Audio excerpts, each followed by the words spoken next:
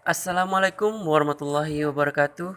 Jumpa lagi dengan saya di channel Aidin Melingi yang selalu memberikan pembelajaran untuk semuanya. Semoga dengan channel ini bisa membantu adik-adik maupun saudara-saudari yang lagi dalam proses pembelajaran. Untuk kali ini kita akan mempelajari materi siklus akuntansi dalam perusahaan dagang.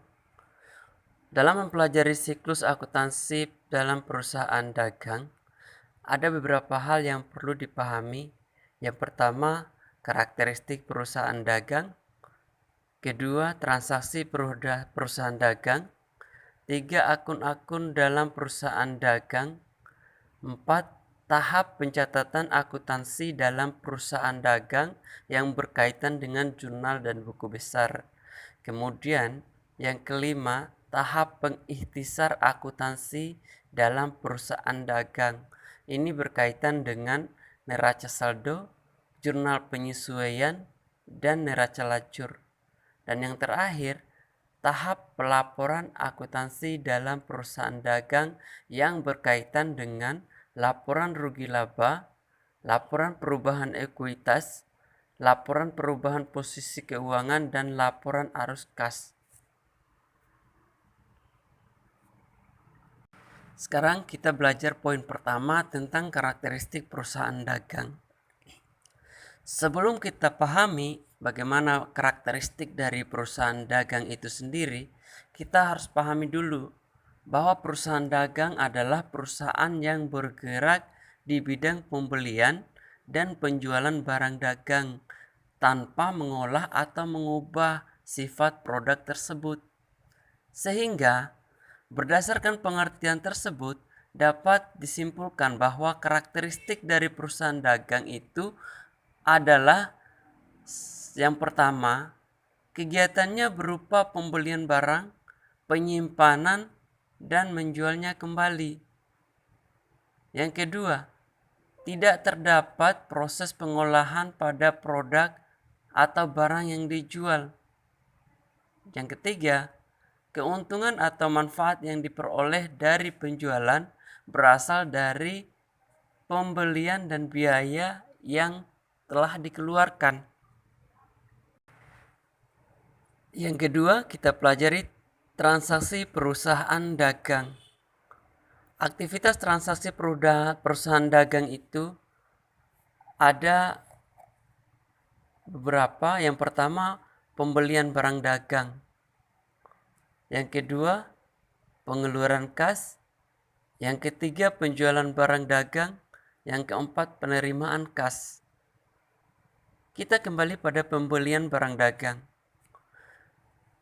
Pembelian barang dagang ini ada yang namanya beban angkut pembelian, di mana beban angkut pembelian akan menambah nilai pembelian. Mengapa demikian?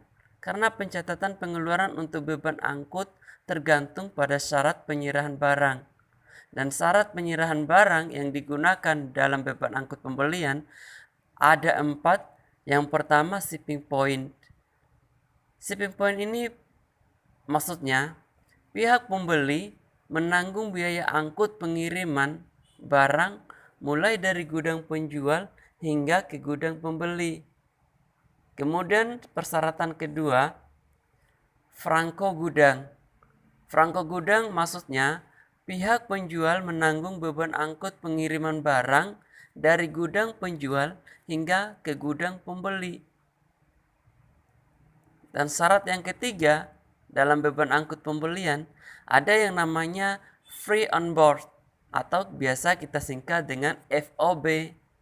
Maksudnya penjual dari luar negeri menanggung biaya pengiriman dari pelabuhan muat miliknya hingga pelabuhan bongkar yang digunakan oleh pembeli. Yang keempat, syarat yang keempat yaitu cost, freight, and insure yang biasa kita sebut dengan CFI atau CIF. CIF maksudnya di sini penjual hanya menanggung biaya pengiriman, dan asuransi kerugian atas barang.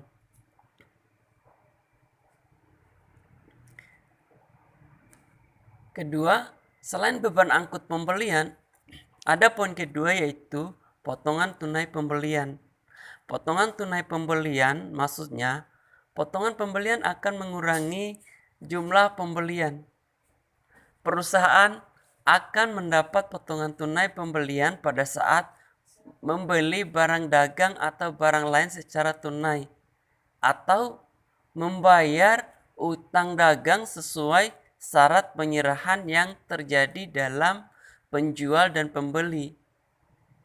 Syarat penyerahan yang terjadi berisi tentang barang yang diserahkan atau diterima setelah memperoleh kesepakatan harga. Syaratnya yaitu ada yang biasa kita sebut end of month atau disingkat dengan EOM, yang maksudnya harga yang harus dibayar paling lambat pada akhir bulan penjualan. Dalam hal ini, penjual tidak memberikan potongan tunai pada pembeli. Syarat kedua dalam potongan tunai pembelian yaitu N/10. N/10 itu maksudnya harga harus dibayar selambat-lambatnya 10 hari sesudah akhir bulan penjualan tanpa memberikan potongan tunai. Kemudian pembelian barang dagang bagian ketiga adalah retur pembelian dan pengurangan harga. Retur pembelian dan pengurangan harga akan mengurangi nilai pembelian barang dagang, di mana transaksi retur pembelian dan pengurangan harga terjadi pada saat barang yang dipesan tidak sesuai dengan pesanan. Jika tidak sesuai, maka pihak pembeli dapat mengembalikan barang kepada penjual, sehingga transaksi tersebut dapat dicatat dalam akun retur pembelian dan pengurangan harga jika melakukan pembukuan. Kemudian, aktivitas transaksi perusahaan dagang yang kedua yaitu pengeluaran kas. Jika waktu pembayaran sudah jatuh tempo, perusahaan harus mengeluarkan sejumlah kas untuk melunasi utang tersebut. Selain itu, perusahaan juga akan mengeluarkan sejumlah kas untuk membeli barang dagang dan membeli barang atau jasa lain secara tunai. Kemudian, aktivitas transaksi perusahaan dagang yang ketiga, penjualan barang dagang. Penjualan barang dagang dapat dilakukan secara tunai maupun kredit. Adapun syarat transaksinya, yang pertama, ada yang namanya potongan tunai penjualan. Potongan tunai penjualan ini adalah potongan tunai yang akan mengurangi jumlah penjualan. Perusahaan akan memberikan potongan tunai pada saat penjual barang dagang secara tunai dengan syarat tertentu. Syarat tertentu maksudnya di sini adalah syarat yang telah disepakati antara penjual dan pembeli. Kemudian, aktivitas transaksi perusahaan dagang yang keempat yaitu penerimaan kas. Penerimaan kas maksudnya di sini penerimaan sejumlah kas saat pelanggan membayar utang kepada perusahaan dagang. Mungkin dalam materi siklus akuntansi perusahaan dagang pada kali ini kita hanya membahas 2 poin karakteristik perusahaan dagang dan transaksi perusahaan dagang. Nanti di bagian kedua akan ada akun-akun dalam perusahaan dagang dan tahap pencatatan perusahaan dagang. Oke, terima kasih. Wassalamualaikum warahmatullahi wabarakatuh.